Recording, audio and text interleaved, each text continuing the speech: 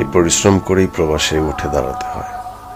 দেশের কথা মনে হয় চোখ বেয়ে পানি ঝরে, কিন্তু সেই পানি মুছে নিজেকেই নিজে গভীর সম্ভাবনা দিয়ে আবার ঝাঁপাতে হয় এই জীবন যুদ্ধে।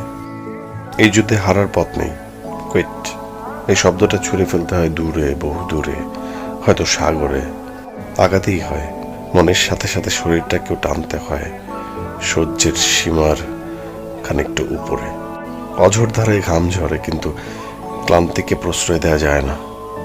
এর মাঝে ক্লান্ত শরীরটাকে ঠেলে নিয়ে যায় হাওয়ার্ড ব্রিজের ঠিক নিচে। মার কথা বারবার মনে পড়ে।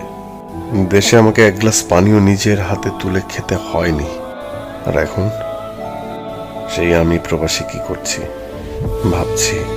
মাকে কত কষ্টই না দিয়েছি, মা কত কষ্টই না পেয়েছে আমার জন্য।